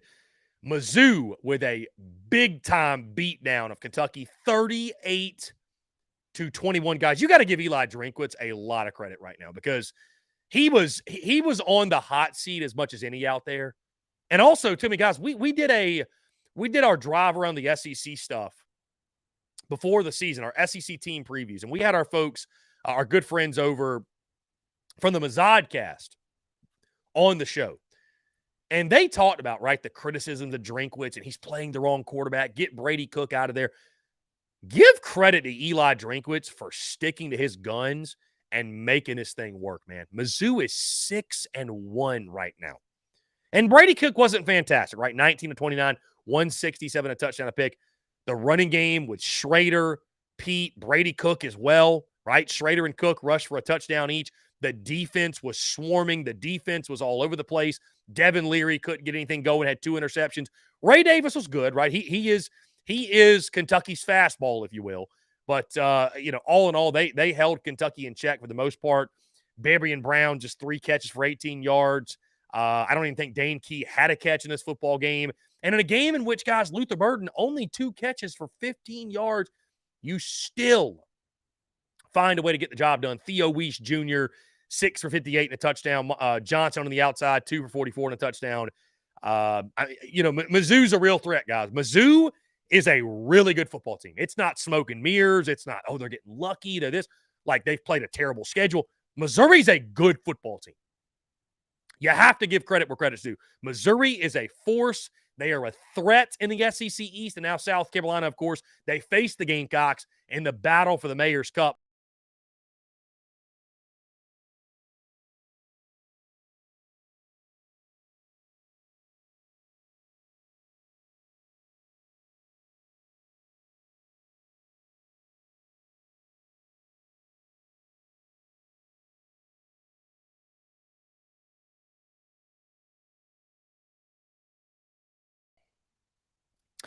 Okay, we had some hackers there for a second. I do apologize. I think that was the Missouri Hackers. Either way, not sure where I was, but either way, this will be a big game in Como. Missouri, though, is a legitimate threat in the SEC East. There is no question. They are a legitimate threat.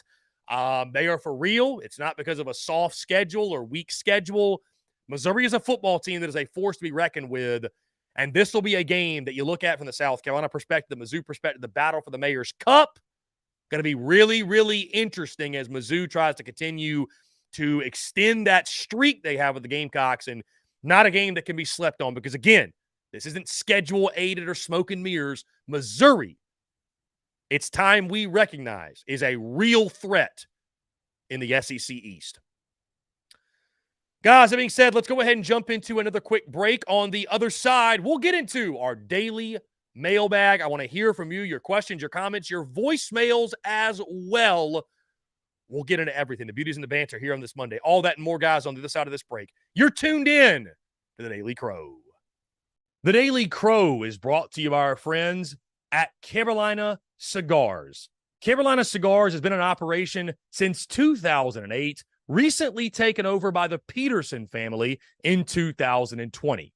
Whether you're new to the cigar scene or whether you've been enjoying cigars your entire life, Carolina Cigars has the expertise and knowledge to make your visit to their shop enjoyable. Stop by for a fine cigar and experience their classic cigar lounge where people come together, share conversations, and become friends. So if you're into cigars and you're on Hilton Head Island, you really do need to go by and see them. They offer same-day shipping nationwide, free delivery island-wide for weddings and all special occasions. They're also proud to offer premium cigars at 9 outside humidor locations around Hilton Head Island, and they have special events throughout the year as well.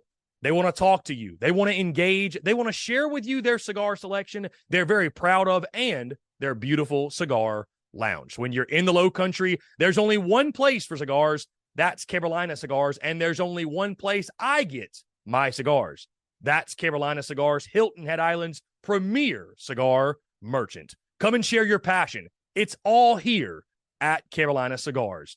Give them a follow on Instagram at Carolina_cigars, or give them a call today at 843-681-8600. That's 843-681-8600. Smoke them if you got them, and tell them that Chris from the Spurs Up Show sent ya.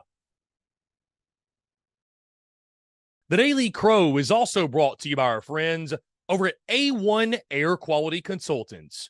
Headaches, coughing, running nose while in the office or just in your home, call A1 Air Quality Consultants to have your air checked today. From Columbia to Asheville, Anderson to Charlotte, they are your breath of fresh air for all of your air quality needs. Be sure to give them a call or shoot them a text today at 864-619-2092. That's 864-619-2092. You can also contact them via email at a1airqualityconsultants@gmail.com. Be sure to check them out. We thank A1 Air Quality Consultants for their love and support of the Spurs Up Show, and tell them that Chris from the Spurs Up Show sent ya.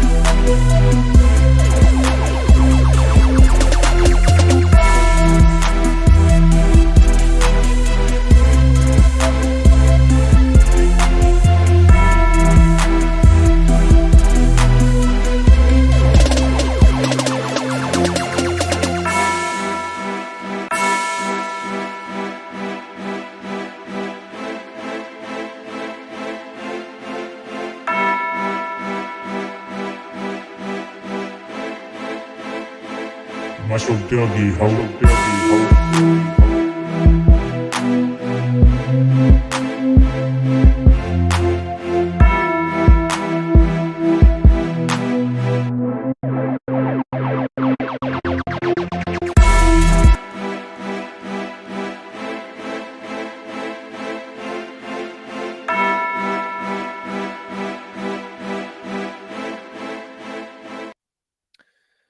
Ladies and gents, boys and girls, we are back here on this Monday, October the 16th, 2023, and we have entered our Q&A daily mailbag segment of the show, which is a new segment we are starting today. So basically every single day until we close out at 2 o'clock, we'll take the remainder of the time after we get our topics through and special guests and what have you.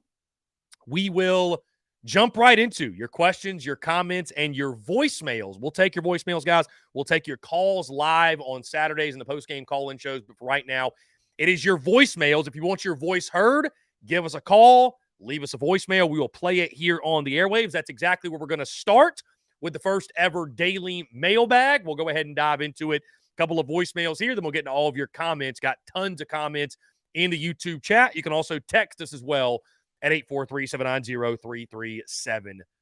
Without further ado, let's go ahead and get into it. I just thought I'd get to speak over the air. I wanted to point out I'm a Gamecocks fan and I'm a Gators fan, but the Gators only have out of the top 48 players too deep at every position.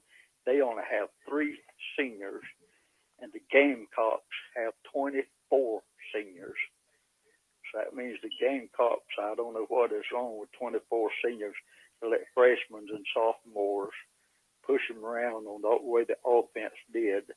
But I'm a Gamecock fan, so go Gamecocks. That's interesting. No, I appreciate you calling in, man, and giving us that perspective. Yeah, I mean, South Carolina's got some older guys in there too deep that aren't very good. That's just bottom line. I don't know if the the point of that was the point of that was that why are they better than us when they got such young players? But I think it just comes down to you got a lot of older guys that aren't all that great. Bottom line. So let's keep it going here. Hey, Chris, this is Todd Smith. I need a little help. I got a couple extra tickets for any Missouri Gamecock fans. They're in section 104, row 17, seats 15 and 16. We're going to be tailgating, and I can give the tickets to them at the game. $200 for both. I paid $425. But looking to get rid of them. If you have anybody that's interested, please have them give me a call, man. All right, so he left me his phone number. I'm not going to play that over the airways, but if you are interested, our good friend Todd Smith, fan of the show, is selling 2 tickets to the game at Missouri.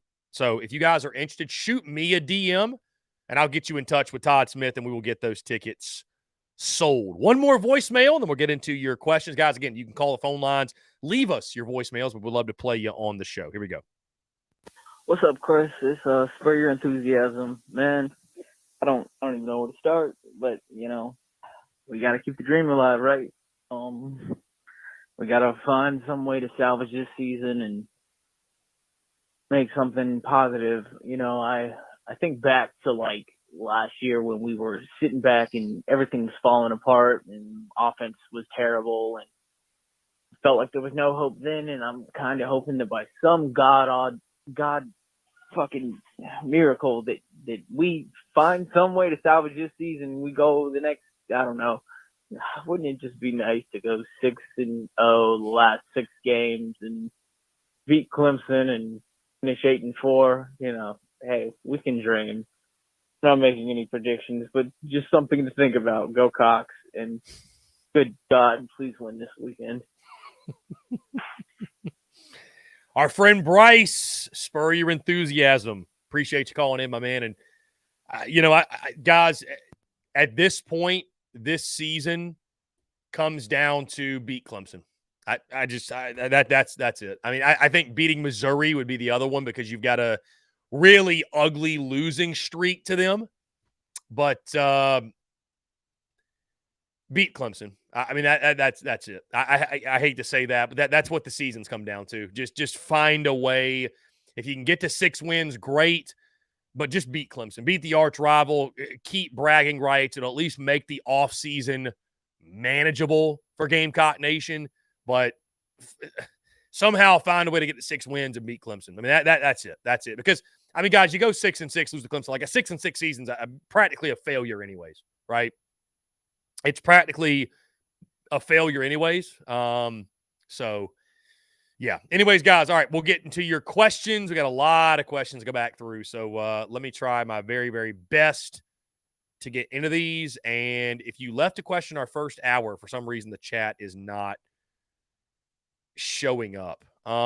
Let's see. Mike Main, last 9 games against Power 5 opponents, defense has allowed 318 points. Yeah. It's been ugly, man. It's been ugly. Joe says Marcellus Dial missed tackle on 4th and 11. He makes that tackle, we win. Yep. Multiple times. Gamecocks had multiple chances to end that football game and to put that one away and just flat out couldn't do it. So you give credit to Florida for having the clutch factor, right? Being able to win that football game, but also South Carolina just completely pissing down their legs in crunch time. So Lee Gilmer, they completely rearranged the offensive line. You can tell the coach is starting to get desperate to make something work. I said it last week. This is a 1.5 team. Looks as if they are getting fatigued, and that makes a coward of people. Let's see. Coleman Hall says, we have a chance now. Losing shootouts with a chance to win is better than losing defensive struggles that we never had a chance in. To your point, Coleman, it's much more entertaining to watch. But, yeah, up 10 with 5 minutes to go and losing that football game hurts no matter how you slice it. So, Joe, Loggins' play calling has been really good, too, outside of conservative BS at the end of games. I think the offense has been solid. I don't have a lot of complaints when it comes to Dabble Loggins' play calling, what have you. I mean, I see Coach Ford saying if Loggins didn't have superhero like Rattler, the offense would suck as badly as the Coach Ford. I think you have to give credit, though, to the fact that Dabble Loggins has had a hand in making Spencer Rattler look as good as he's looked. Because we saw Spencer Rattler last year with the wrong leadership look terrible. So, hey, if the best thing, Coach Ford, that Loggins has done is gotten out of Spencer Rattler's way, you know what? Tip your cap. Tip your cap, because not everybody's able to do that, apparently. Trey says, I understand in the business coaches don't get breaks or passes, but we need to be willing to give Beamer a break here and there until at least his 5th or 6th season. He's still fairly new to being a head coach. He's got all the qualities and grooming you could ask for, but he's still learning the job. If the fan base and Ray Tanner can be willing to take the bad with the good now, the longer his tenure in Columbia gets, the better he's going to be. Trey, I think you make good points. I would say this, though, and Coach Ford says this, Trey, he needs to get 5 to 6 years, but we need to be calling what we see now. We failed to call out Champ until the wheels fell off. I'll just say this, Trey, how long is Beamer going to get? I agree with you. There shouldn't be any sort of, anybody talking about firing Shane Beamer today, I think you're missing the mark. But what the last couple of weeks has shown me is if we get to year 5, right? So 2025, if we get to year 5 and South Carolina's still a 5-7 or 6-6 program, I don't think he'll make it longer than 5 years. I really don't. I think the pressure to win and to get it going will be so high. I don't know that he'll get much more time than that. So he said it himself, guys. It's not a 6-year rebuild, right? You don't get 6 years. I don't think he'll get 6 years if it's not going by the end of year 4 and through year 5. So Jeff Gullidge says, we're going to get our asses kicked by Drinkwitz again. I'm not going to watch it. Sorry, but I'm out this weekend. Listen, I'm sure a lot of people feel that way. We'll talk more, obviously, Jeff, as we get throughout the week. Talk about that later in the week on the show. But certainly it's a grim outlook going to Como against a team you've lost 4 in a row to. You lost 4 in a row to their head coach as well. And, it's just the way you're playing, your defense, what have you. It's tough sledding for sure. Stephen Burrows from Powdersville, South Carolina, texted him, said if Clayton White does get fired, which I hope Shane has the backbone to do it, who would be good to go after? I have not made a short list yet, Stephen. That's something I'll do when the time comes, but there are certainly candidates out there, no doubt. I think that'll happen. If there's a move made, it'll happen after the season. Panic Ritter texts in, do we have a recruiting issue or coaching issue like poor tackling? What was Clayton White doing during the 2 weeks? I think he just went home to play Madden. Slapdick Clayton White.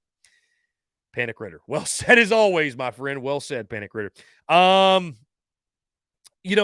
say this because all of the pressure and all of the blame is on Clayton White, and I think deservedly so, guys. I really do. I think deservedly so. I think Clayton White, it's your defense, and it's year 3, and there's things that just are happening that should not be happening. And here's the thing. You can go back to and say this, because I was going to say that, like, you got to put the blame on the players. You got to put the blame on the players. Well, guys, they're the ones that have developed them. They're the ones that have recruited them. They're the ones that have brought them in. They're the ones putting Nicky Manwari and DQ Smith in situations where they're playing coverage and they're in bad position. Like, the coaches are the ones doing that. Normally, I'm much more of a Jimmy's and Joe's than an X's and O's guy, but the X's and O's play a large role in this at this point, guys. They play a large role in it. Matt Garner says this. Honestly, I don't think Loggins is why the offense looks good. It looked good the last 3 games, last year before him. Interesting.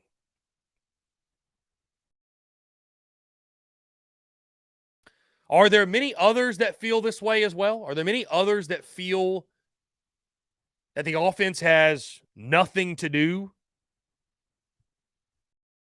with Dabble Loggins?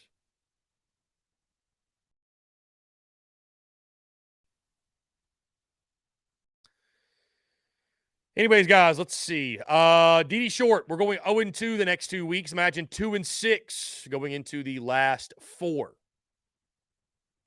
Ruben Nation says, just add us next time about we're the best 2-4 team. Ruben Nation, I didn't see you say that, but I've seen too much. One's too much. I don't want to hear about we're the best 2-4 team in college football. I don't care. Is Carolina really, though? 2 wins over Furman and Mississippi State. 2 not very good teams.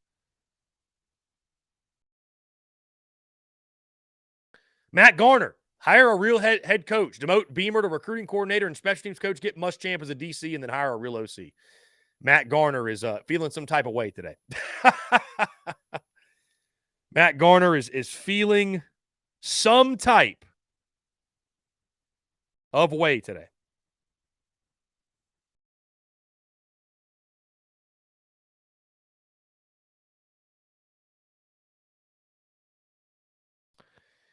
Anyways, guys, you can call in, leave us a voicemail, 843-790-3377. You can also shoot us a text at that same number. Again, we'll continue to take the questions, comments, the banter. Andrew, the text says, fire White and hire Muschamp. Jeez. Gavin, what hurts the most about these losses? They all seem a play or 2 away from being wins. Some close losses for sure. Austin Gregory says, tip of the cap to Dabble Loggins. Don't discredit him. This offense looks good as they did the last 3 games last year. However, last year's pieces were much better than this year's. We had a running back room and wide receivers. Yeah, I think taking credit away from Dabble Loggins is it's not the move. It's not the move in my opinion. It's absolutely not the move. So yeah, it's not the move in the slightest. Not the move in the slightest. Let's see. Guys, got a little bit over 10 minutes to go. We won't even jump into a break. Continue to flood us with your questions, your comments, everything else. Lucas Green, Chris, why does it always seem other teams in the rebuilding phase seem to right the ship in 2-3 seasons, but South Carolina is always rebuilding even at the 5 to 6 year? South Carolina is obviously regressing. I mean, Lucas, listen, there's no way to sugarcoat it. This is if this season continues the way it's going, this is a step back. There's no question. This is a step back. There's no doubt. This is a step back for South Carolina football. And I don't know. Steven with another text. Does Juice Wells redshirt this year and come back next year? Does he hit the transfer portal? I don't think he hits the portal. I mean, I think if anything, he's going to have a decision to make. Does he want to go ahead and try his hand at the NFL? Does he redshirt and come back? I have no idea, man. It's crazy to think Juice Wells might come back, but, he hadn't played all year. And what is his draft stock realistically going to be after this season, a season in which he did not play? Peyton Smith says, where do we go from here? Bowl eligibility and serious question. 5 wins on the horizon. Is it as simple as putting 2023 on Clayton White's head? Or are all the problems deeper than that? Peyton, it's a great question. Where do you go from here? You say bowl eligibility is in serious question. Dude, I mean, I'm telling you right now, Peyton, 6-6 would be an incredible finish. An incredible finish for South Carolina, right? I mean, truly, that'd be an incredible finish. Guys, at this point, Vandy's not a sure thing. I mean, really, truly, Vandy is not a sure thing. And, is it as simple as putting this all on Clayton White? I think the defense deserves a lot of the blame. I think the defense deserves a ton of the blame. But there are issues all across the football field. I mean, there are issues all over this football team. right? And so I don't know, man. You just wonder the build for South Carolina. Where do you go from here? It's a great question, Peyton. You got to continue to recruit. You have to hammer the transfer portal this offseason. Have to hammer it. And I don't know, man. I mean, listen, it's a bleak circumstance to be in, man. It's a bleak circumstance to be in. Let's see.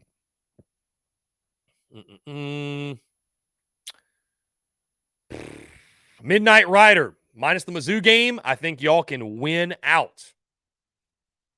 From your lips to God's ears, my friend. From your lips to God's ears. Austin Gregory says, we've got to split A&M and Mizzou games. Have to. I mean, Austin, to your point, I think that's very fair. I think that can help to change somewhat of the narrative of, what can happen, what potentially could happen down the stretch. I would just say, you look at the next two games, like you're trying to find some optimism. You're trying to find some reasons to believe it's possible. Mizzou's a really good football team, guys. I hate to say it, they are. It was just announced you got a noon kickoff for Texas A&M, so maybe that 11 a.m. local time kick plays in your favor. I mean, it definitely does, but you've never won at Kyle Field. I don't know, man. It's, you hate to be overreactionary after one specific game, right? Because it is always darkest before the dawn, and things are never as good as they seem. Things are never as bad as they seem. But I'm sitting here wearing a Florida hat, guys. Things are pretty bad right now. Things are pretty bleak, if you ask me.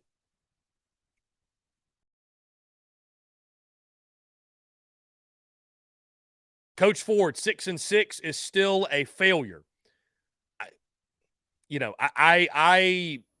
think 6-6 is definitely falling short, Coach Ford, of expectations, no question.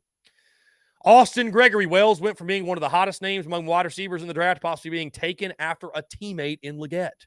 Hate that. Austin says Juice Wells coming back would be insane. Yeah, indeed. It would be crazy. I mean, it'd be great. It'd be great. So, Andrew, the textbook, it's just harder to win at South Carolina than it is as Tennessee and Florida and Georgia. That is why it's taking longer. And Andrew, the textbook, to that point, what I would say in response to what you're saying then, because people, drive themselves crazy watching Gamecocks football, and like what I'm saying can be taken as somewhat blasphemous because, my business does well because people are passionate and they're loyal and they're, loyal to a fault. And like they're all of their emotion and energy hinges on what Carolina football does. But I would respond with this, Andrew, the textbook. If we're acknowledging that it's harder to win at South Carolina than Florida, Georgia, Tennessee, etc., should the expectations be different at South Carolina? Should South Carolina fans lower their expectations and say, man, I mean, Shane Beamer, he should get even more credit for what he's done because it's harder to win and to build a program at South Carolina. So the fact he overachieved and won 7 and 8 is crazy. Crazy. And so year 3 at a school like Tennessee, where it takes a 3-year rebuild, 2 to 3 year, takes 5 to 6 here. Should the expectations be lowered? Where, I mean, at South Carolina, winning 8 in Columbia is like winning 10 or 12 somewhere else. I don't know that Gamecock Nation is willing to buy that. I just don't. I just don't think. I don't think Gamecock Nation is willing to buy that. Trip Cromer said, look at my comment above. I don't see your comment, Trip. So we got tons of comments today, guys. I do apologize if I miss any. Peyton Smith says, with the bring me their head attitude from the fans thus far in the Beamer era with Satterfield and White, does the attention turn towards Beamer next season if similar things happen? Peyton, you make a really good point. What happens when you run out of coordinators to stop using as your scapegoat, right? And I think to your point, Peyton, I do think the attention will turn on Shane Beamer when that day comes. And again, that day will probably come, because I think you learn a lot about a head coach. I think you learn a lot when they fire and hire coordinators, right? You get the guys in there when you first take over the job, and then you make adjustments.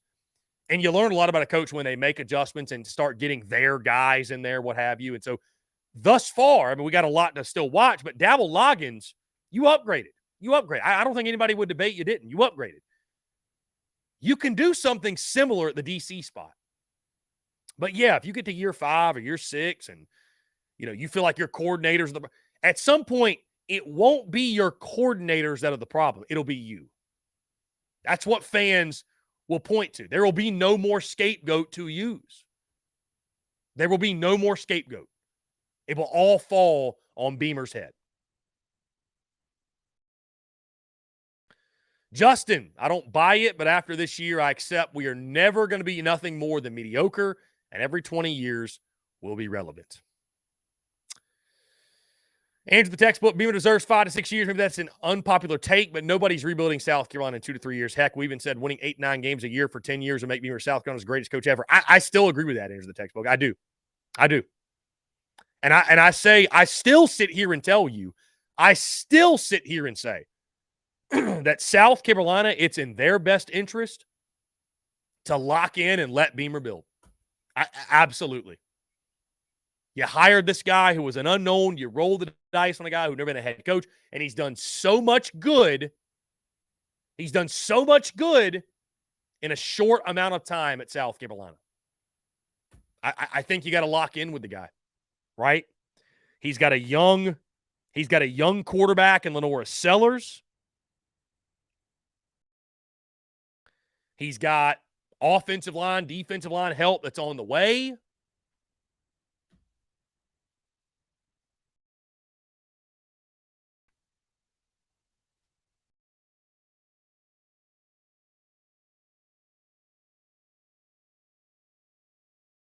You give him time to build, flat out. You give him time to build, bottom line. You have to. I just don't think. And Matt Garner says, that's the issue. We settle for mediocrity. I love Matt. You know what I love? I love when people try to pin it on the fan base. The fan base is why South Carolina football is not where these other programs are. I'll never buy that, man. I'll never buy that. I respect your opinion. I'll never buy it. So you're telling me that South Carolina should have a quicker trigger in firing coaches, and Shane Beamer, you win 6 games this year, you're fired. If you think that's the solution, God bless you. Truly, God bless you. Let's see. A lot of questions, guys. A lot of comments. Appreciate you all tuning in. Thank you all so much for the continued love and support. Trip Cromer said, I hate that we're going to Spurrier. He was barely over 500 winning percentage after 5 years, was like 18-24 in the SEC. I was losing hope after being at that horrible loss to UConn at the bowl game. Year 6, it turned around, and he was our greatest coach. Trip, to your point, dude, look at Missouri right now. They're playing the long game. Worked out. Hey, Kentucky played the long game on Mark Stoops. I think you have to look at South Carolina's football program on that level. You got to look at it as programs like Kentucky, Missouri, they played the long game with their head coaches, and it worked. It worked. They didn't pull the trigger after 3 years, 4 years. They let it play out. And I think that's the only option you have. I think that's the only choice you have as the Gamecocks is to buckle in and let Shane Beamer build. That's all you can do. That's all you can do. Let Shane Beamer build and just try to go from there and see what happens. So, guys, that being said, we're going to go ahead and close out the show. Appreciate you all tuning in. Make sure you hit that subscribe button on YouTube. Hit that bell icon so you get notifications when we drop new video content. We go live as well, guys. We're beefing up our YouTube content, so make sure you subscribe. You're going to see a lot of content on the YouTube side of things. Also, guys, hit that subscribe button on iTunes, Spotify, Google Podcasts, wherever you get your podcast, and content bleeding out of the eyeballs. And I'm going to go ahead and throw away this Florida hat because I have no use in wearing it anymore, and the bet has been paid. Thank goodness. So, guys, again, with that being said, appreciate you all tuning in. Thank you all so much. Have a great rest of your Monday, and we will talk to you all tomorrow.